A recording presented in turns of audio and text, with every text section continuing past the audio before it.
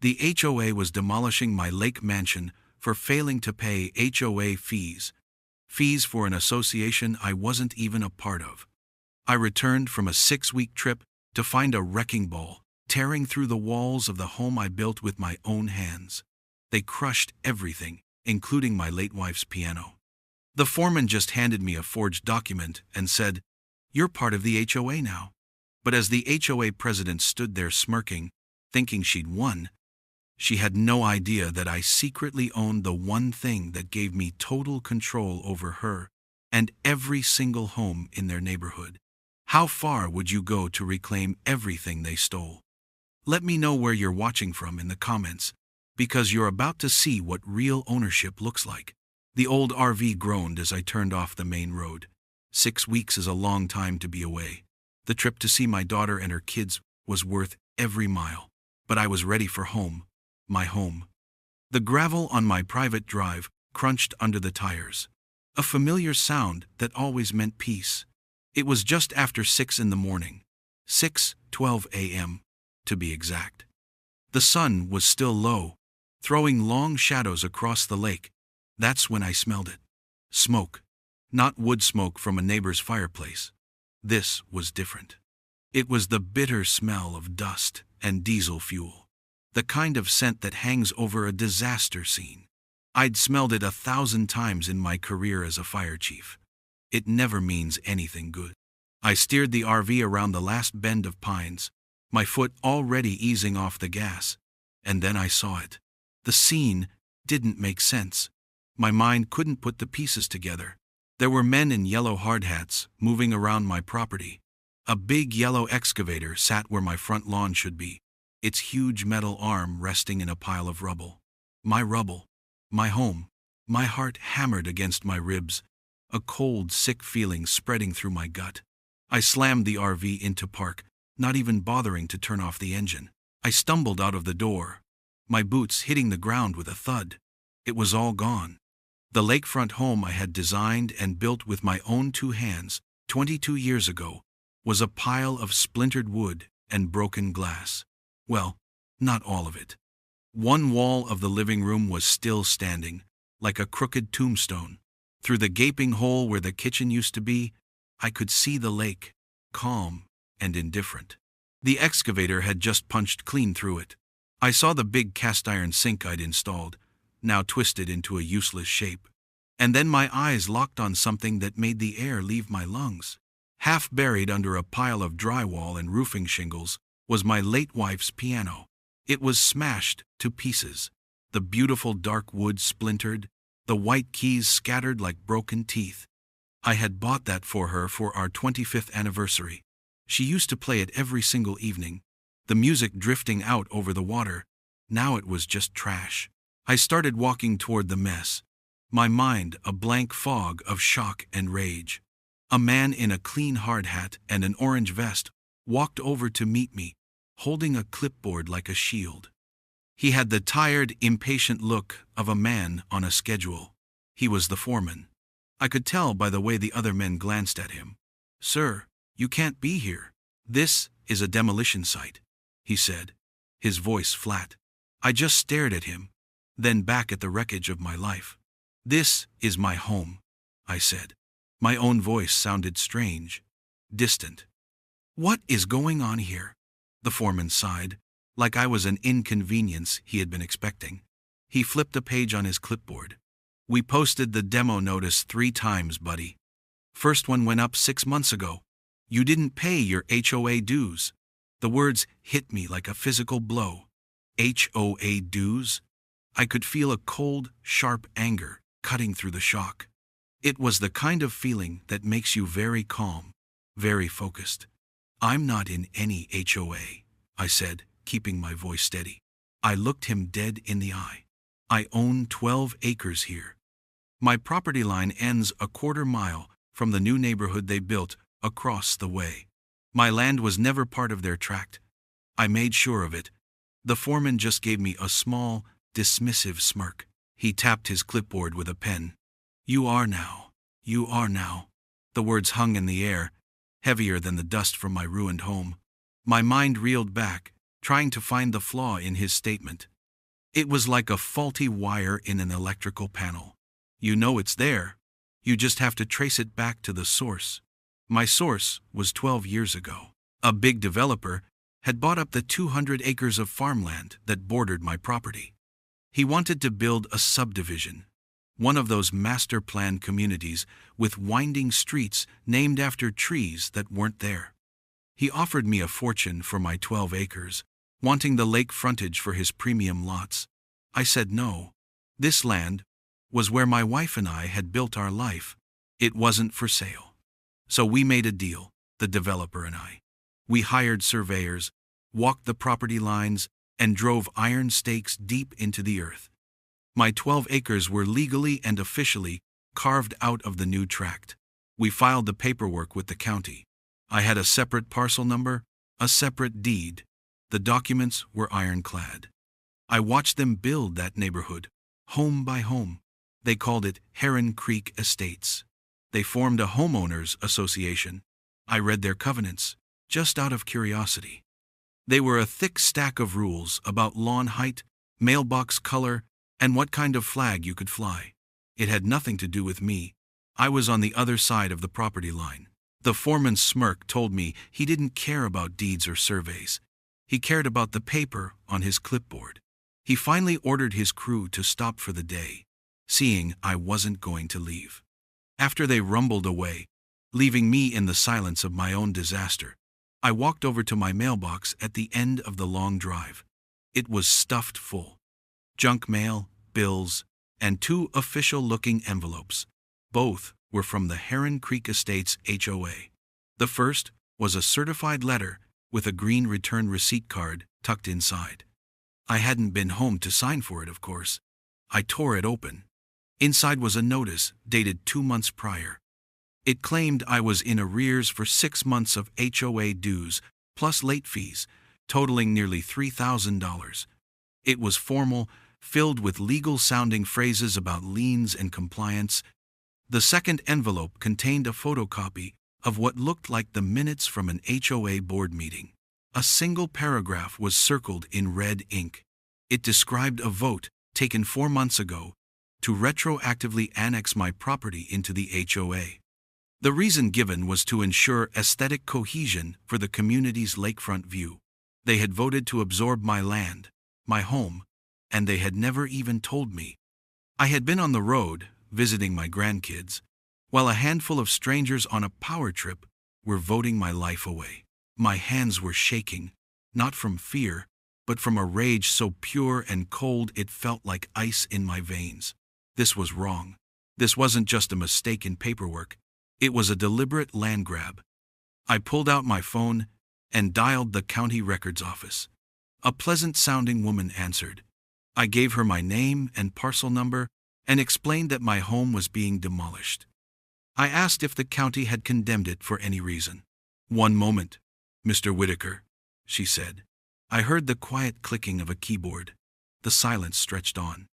I looked at the splintered wood that used to be my porch, the porch where my wife and I drank coffee every morning. "No," the clerk said, her voice sounding confused. "I have no record of a condemnation order for your property. Your home had a clear certificate of occupancy. Your property taxes are paid in full." I took a slow breath. The foreman for the demolition crew said he had a permit, pulled by the Heron Creek HOA. More clicking. Then, a long pause. When she spoke again, her professional tone was gone. She sounded troubled. "Mr. Whitaker, this is very strange. I see the demolition permit you're talking about. It was pulled by the HOA, just like you said. But," she hesitated, "according to our official maps, your parcel isn't even in their jurisdiction. They have no legal authority over your property." The ice in my veins turned to steel. My training as a fire chief kicked in. You don't get emotional at the scene of a fire. You get facts. You find the point of origin. "Then who signed the order?" I asked, my voice flat. "Who authorized the permit?" There was another pause. "Sir, I probably shouldn't," she started, but I cut her off. "My name is Jack Whitaker. I was the fire chief for this county for 30 years. I know a thing or two about official documents. A crime has been committed here, and I need to see that signature. She must have heard the authority in my voice, the absolute lack of doubt. All right, Jack, she said, her voice dropping to a near whisper. I'm sending the PDF to your email right now. My phone buzzed a second later. I opened the file.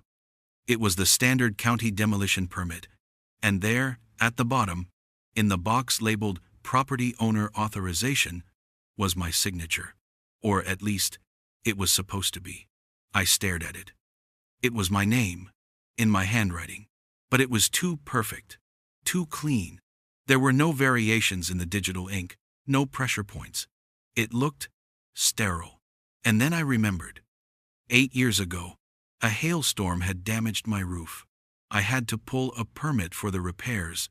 I had signed the form at the county office on a digital pad. The signature was identical. They hadn't just forged my name. They had found an old permit in the county's digital records, copied my signature, and pasted it onto a demolition order for my own home. This wasn't an overreach. This was fraud. This was a felony, and they were going to pay for it. My RV became my command center. I sat at the small dinette table, my laptop open, the generator humming softly outside. Through the window, I could see the wreckage of my house, a constant, ugly reminder of what was at stake. The shock had burned away, leaving behind a cold, hard resolve. An engine needs fuel. My fuel was injustice. I wasn't just a victim. I was a fire chief who had spent his life investigating scenes, finding the point of origin, and figuring out who was responsible. This was no different. It was an investigation. The hunt for receipts had begun. I started with what I could control, my own records. I pulled up my email account, searching for anything from Heron Creek Estates HOA. Nothing. I checked my spam folder, my trash folder, nothing. They had claimed to send notices, but there was no digital trail. Fine. They said they posted notices on my property. I had security cameras installed 5 years ago after a few kids were caught fishing off my dock without permission. The system recorded to a hard drive and uploaded clips to the cloud whenever it detected motion. I logged into my account. I spent the next 3 hours going back 6 weeks, then 2 months, then 6 months. I watched every single clip. I saw the mailman coming and going. I saw deer nibbling at the bushes. I saw a family of raccoons trying to get into my trash cans. What I never saw, not once, was a single person walking up to my front door to post a notice. The camera would have caught them. They lied. It was a simple, provable lie. That was step 1. Step 2 was to find out who they were. A quick search online led me to the Heron Creek Estates HOA website. It was mostly generic, filled with pictures of happy families and reminders about lawn maintenance. But I found a public documents section, a sort of online filing cabinet. It was poorly organized. Most of the links were broken. But I am a patient man. I started clicking on everything, digging deeper. Tucked away in a forgotten corner was a link to an old community forum, the kind people used before social media took over. It was a digital ghost town, but the posts were still there. I started reading. And then I found it. A thread from 4 months ago, started by the board president, a woman named Linda Rosewell. The subject line was, "Uncooperative lakefront property." She was talking about me. I read her posts, my blood turning to ice. She wrote about the eyesore of my older, custom-built home, not matching their cookie-cutter aesthetic. She complained about my refusal to sell years ago. And then I saw the message that laid it all bare. It was the third email in the chain, sent by her.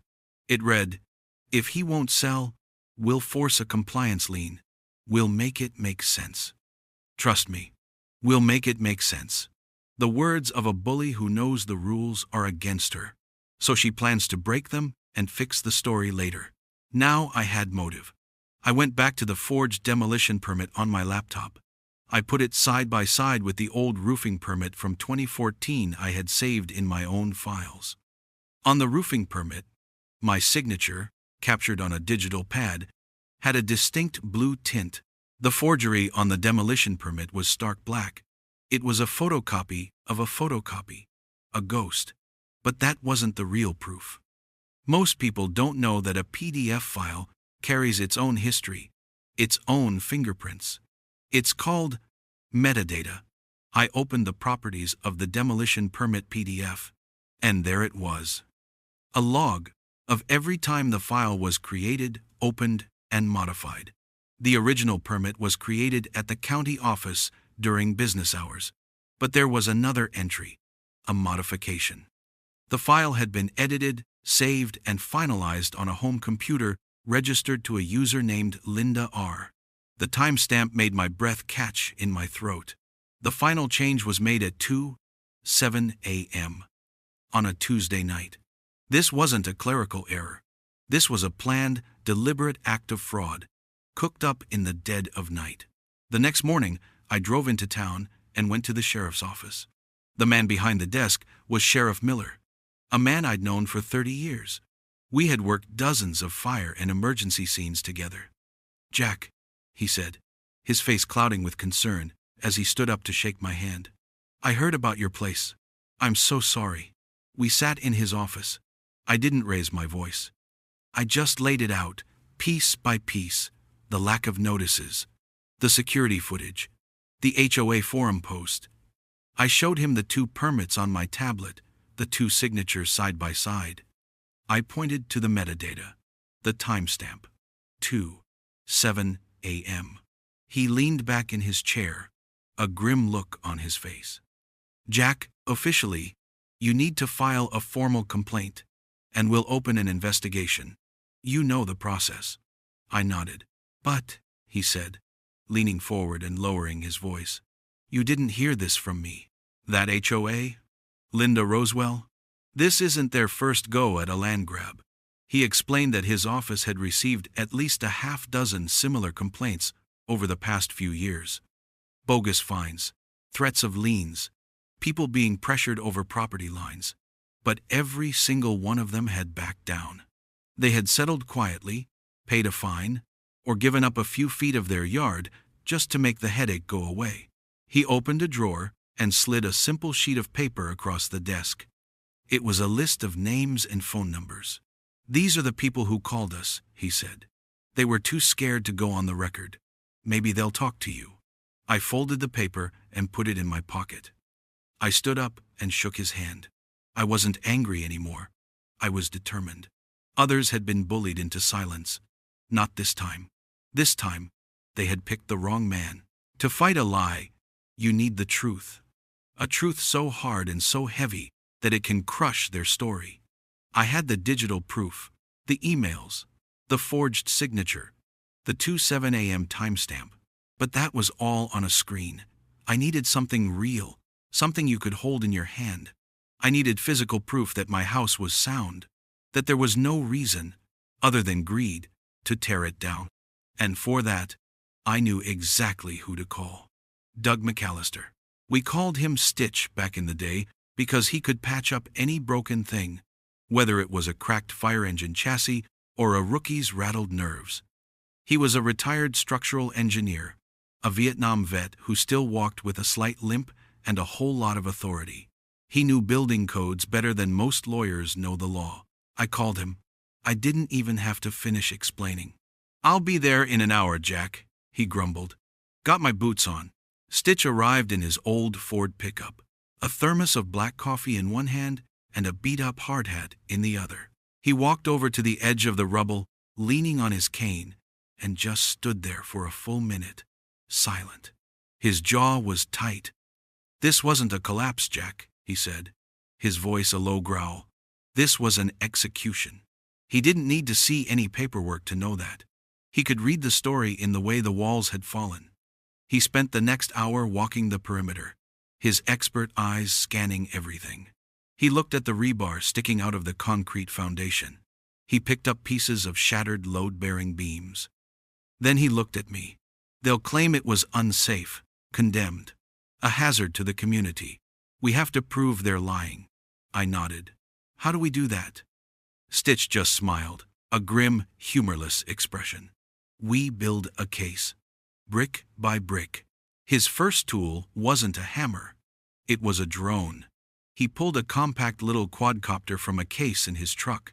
The best inspector is the one who sees everything, he said, as he sent it buzzing into the air.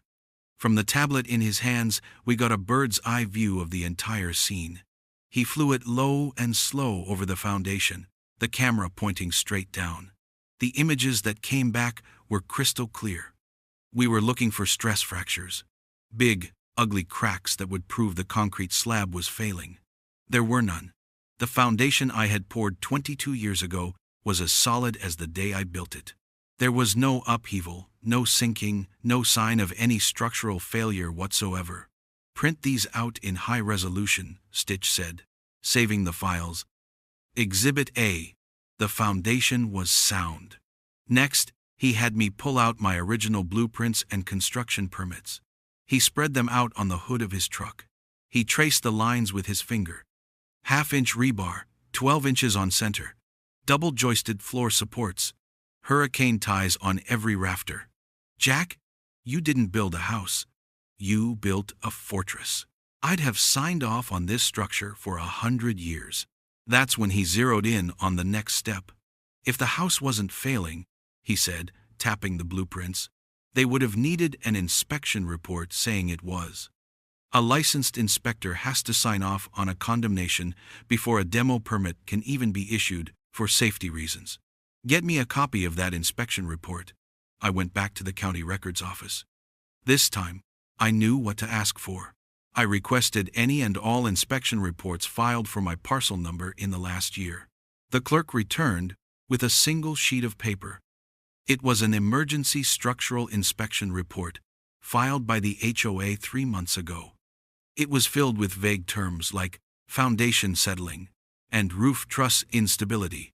At the bottom was a signature, above the type name of a state-licensed inspector I actually knew, a guy named Bill Johnson. I took a photo of it and sent it to Stitch. His reply came 2 minutes later. It was just one sentence. Look at the spelling. I zoomed in on the form. There it was. The inspector's last name was Johnson, spelled Johnssen. But on the form, clear as day, it was spelled Johnson, Johnsson. A man doesn't misspell his own name on an official document. It was another forgery. Sloppy. Arrogant. They never thought anyone would actually check. Later that evening, after Stitch had gone home with a list of codes they had violated, I was walking through the wreckage myself. I was numb, just putting one foot in front of the other. I stepped over what used to be the living room wall and saw a large flat piece of dark wood sticking out from under a pile of drywall. It was the lid from my wife's piano. I pulled it free. It was cracked clean in half, the beautiful polished finish spiderwebbed with scratches. As I ran my hand over the broken surface, my fingers caught on a small brass hinge. I remembered this. There was a small, shallow compartment inside the lid, where she used to keep her sheet music. On a whim, I pried it open. Inside, untouched by the dust and debris, was a small plastic thumb drive. I had no idea what was on it. I took it back to the RV and plugged it into my laptop. There was only one folder, labeled For the Kids. I clicked on it. It was full of video files. I opened the first one. My wife's face filled the screen. It was recorded a few months before she passed. She was sitting at the piano, smiling into the camera. She looked so happy. She started to talk, leaving a message for our grandkids, telling them stories about when their mom was a little girl. And then she looked right into the camera, as if she were looking right at me, right now. Her voice was as clear as I remembered it. Things break, she said, her smile turning soft. But they'll never take away what matters. Not from you. What we build inside, what we build together, that's forever. I closed the laptop. She was right. They had taken my house. But they couldn't take what really mattered. And now, I wasn't just fighting to get my property back. I was fighting for her, For 2 days I did nothing but prepare. I lived on coffee and sandwiches in my RV, parked just out of sight of my property's entrance. I made phone calls. I used the list of names Sheriff Miller had given me. I spoke to a man who was fined $2,000 because his fence was allegedly 6 inches over a non-existent property line. I spoke to a woman who was threatened with a lien because the shade of beige she painted her trim wasn't on the approved list. They were all scared. Linda Rosewell had bullied them into submission with paperwork and threats. They had stories, but they didn't have proof. I did. I had a mountain of it. Stitch had sent me his final report, a 10-page document complete with high-resolution drone photos and citations of the exact building codes my home had not only met, but exceeded. I printed out everything. I made 20 copies and organized them into neat packets. Each packet contained the official county map showing my property lines, the forged demolition permit next to my real signature on the roofing permit, the fraudulent inspection report with the misspelled name circled in red, and Stitch's full engineering analysis. The final piece of my preparation was a small, digital audio recorder, no bigger than my thumb. I checked the battery twice. It was time to stop investigating and start acting. The HOA board meeting was held in the clubhouse of the Heron Creek Estates, a sterile, windowless room with beige walls and uncomfortable chairs. It smelled of stale coffee and disinfectant. About 15 residents were scattered around the room, looking bored. At the front, behind a long folding table, sat the board. In the center was Linda Rosewell. She wore a sharp navy blue pantsuit and a tight, fixed smile. She ran the meeting like a drill sergeant, her voice sharp and condescending as she shot down a resident's request for a new type of flowering bush. "The approved list is the approved list for a reason, Mark," she said, her tone dripping with false patience. "It ensures aesthetic cohesion." I sat in the back, silent. I let her go through her agenda items. I watched her wield her little gavel, radiating an aura of absolute control over her tiny kingdom. She didn't notice me at first. When she finally did, her eyes narrowed for a fraction of a second, but her smile never faltered. She saw me as a problem that had already been solved, a piece of trash that had been swept off the board. She was about to find out how wrong she was. When she reached the new business portion of the meeting, I stood up. A few heads turned. The room got quiet. Linda looked at me, her smile tightening. "Mr. Whitaker," she said, her voice like fingernails on a chalkboard. "This meeting is for members of the Heron Creek Estates Homeowners Association. I believe your membership status is resolved." I gave her a calm, steady look. "I'm not here as a member, Linda. I'm here as the owner of the property you illegally demolished."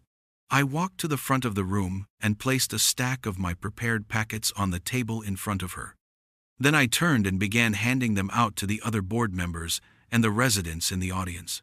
People took them, their faces a mixture of confusion and curiosity. I watched Linda's eyes scan the first page, the official county map.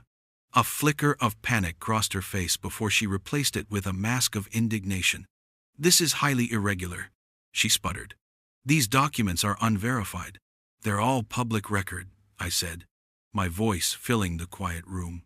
"As you can see on page 1, my property has never been part of this HOA. On page 2, you'll find the demolition permit, bearing my forged signature, which was copied from a 2014 roofing permit, also included for comparison. On page 3, you have the fraudulent inspection report. You'll note that the inspector's name is misspelled. A man rarely makes that mistake on an official document."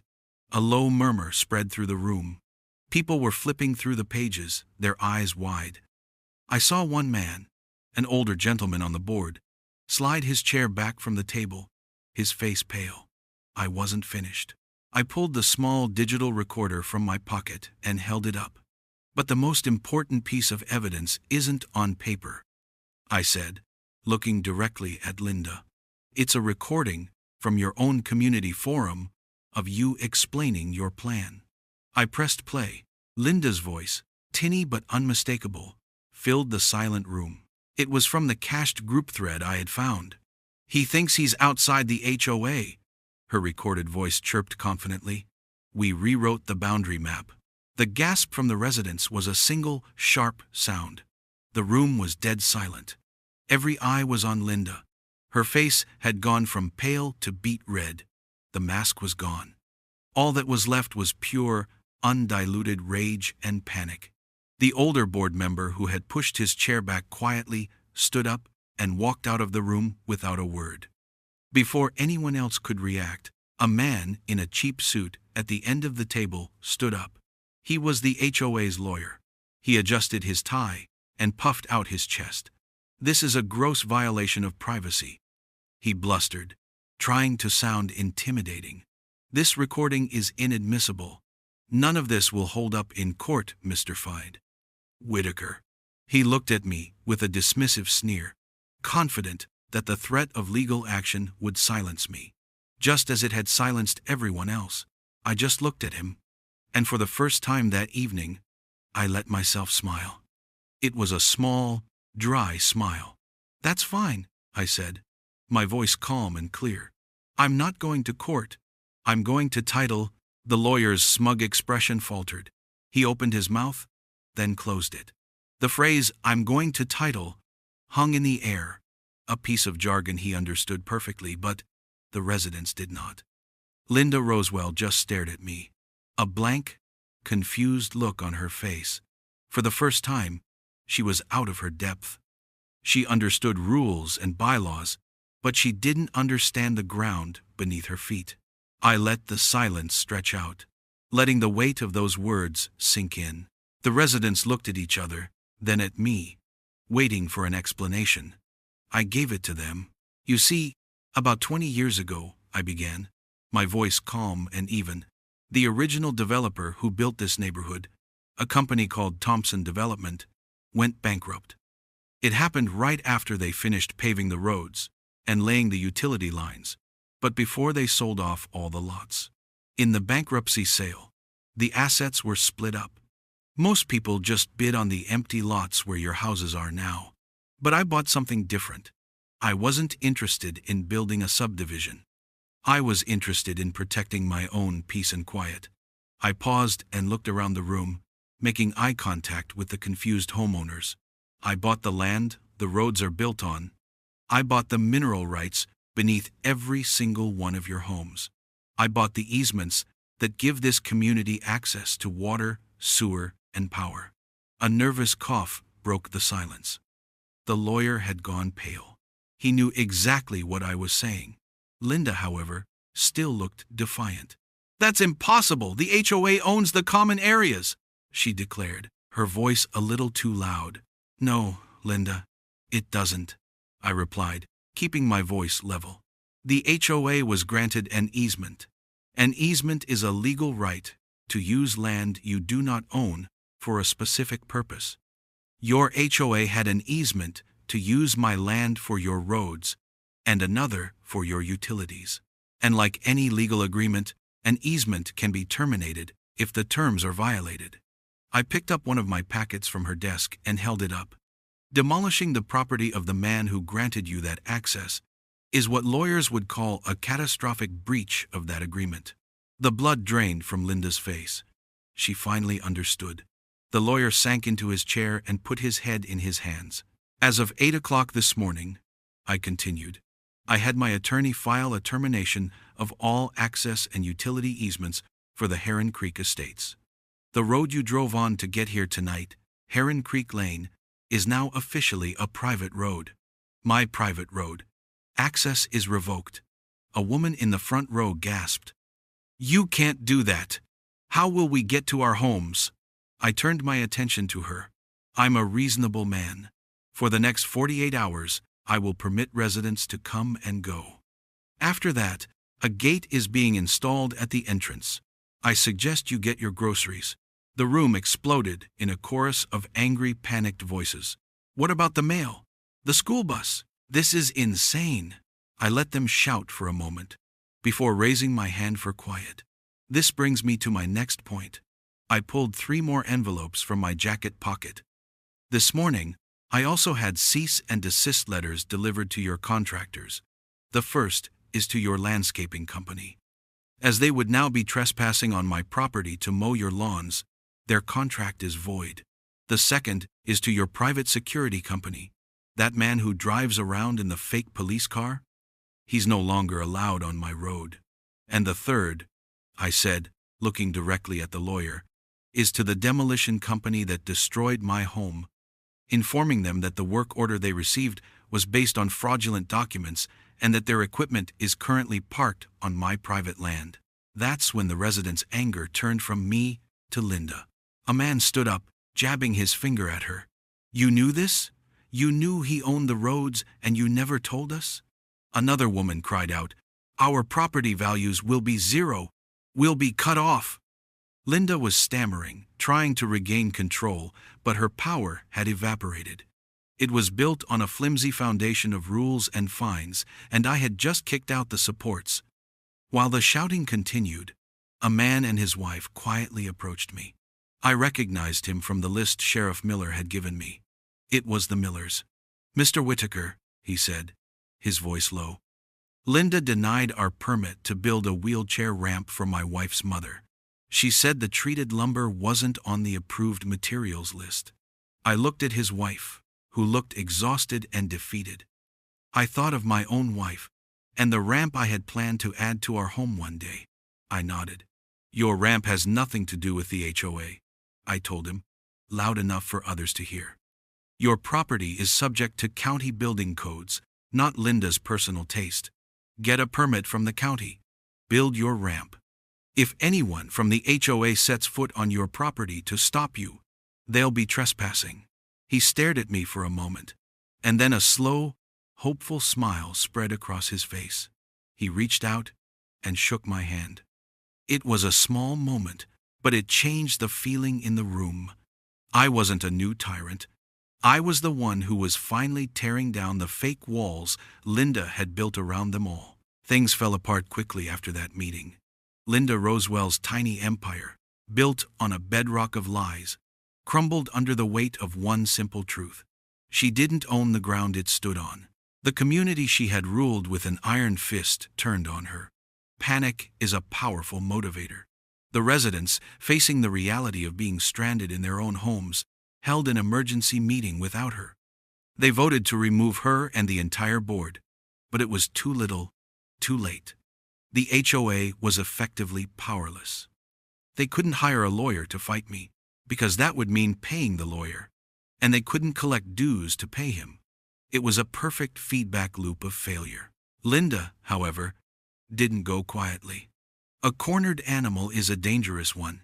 2 days after the meeting, as a crew was installing the posts for my new gate at the end of Heron Creek Lane, 2 sheriff's deputies pulled up. Linda was in the passenger seat of the lead car, pointing at me with a shaking, manicured finger. She had called them, of course. She filed a complaint, claiming I was harassing her and illegally blocking a public road. I just waited calmly by my RV as the deputies approached. The senior officer was a man I didn't know, but he had a weary, seen-it-all look in his eyes. Sir, we've received a complaint that you're obstructing a roadway. Ma'am here says you're trying to trap these people in their homes. I didn't argue. I didn't raise my voice. I simply said, Sir, may I show you the title and plat map for this land? I invited them into my RV and laid the documents out on the small table. I showed him the official county plat map with the clear property lines marking my 12 acres and the 100+ acres I had purchased out of bankruptcy. I showed him the title to the road itself. I handed him the stack of evidence I'd prepared for the HOA meeting, the forged permit, the fake inspection, the emails. He read through them silently, his expression growing more and more grim. After about 10 minutes, he looked up at me, then back at the papers. Wire fraud, forgery, conspiracy. He wasn't talking to me. He was just listing the crimes out loud. He went back to his car and spoke on the radio for a long time. When he returned, he had a different look on his face. It was the look of a man who realized he had stepped into something much bigger than a neighborhood squabble. Mr. Whitaker, he said, his voice now full of respect. This goes beyond a local issue. With the forgery of official documents and the use of the mail to send fraudulent notices, this is now a federal matter. We're calling the FBI. Linda's final act of desperation was her undoing. What started as my fight became a full-blown criminal investigation. Federal agents don't mess around. They subpoenaed the HOA's financial records. They found a slush fund Linda had been using for personal expenses. They subpoenaed server records from the tech company that hosted the HOA website, and the metadata proved Linda had uploaded the forged documents from her home computer. Angela Myers, the notary who had acted as HOA secretary, folded under questioning and admitted to falsifying the documents on Linda's orders. They had promised her a permanent spot on the board and a cut of the money they planned to get when I was finally forced to sell my abandoned land. The arrests happened 3 weeks later, not in a dramatic pre-dawn raid, but in the most humiliating way possible for Linda. The FBI agents showed up at the next hastily called HOA meeting, the one where residents were trying to figure out how to dissolve the very organization that was strangling them. They walked in, called her name, and put her in handcuffs right there, in front of the neighbors she had terrorized for years. The final click of the handcuffs was the last bit of power she would ever wield in that neighborhood. With the criminal case underway, my civil suit was a straightforward affair. Facing overwhelming evidence of fraud and conspiracy, the HOA's insurance company settled immediately. They cut me a check for $948,200. It covered the full replacement value of the home I had built, plus punitive damages for what they had done. The first thing I did with the money was hire a crew, not a demolition crew, but a construction crew, and I started to rebuild. The new house looked a lot like the old one from the outside, but it was better. It had a reinforced storm shelter in the foundation and a wide ADA-compliant ramp leading to the front door, just in case any of my friends, like Stitch, needed it. The residents of Heron Creek, now free from Linda's reign, approached me about the road. I didn't want to be a new landlord, so we formed a new, voluntary neighborhood group.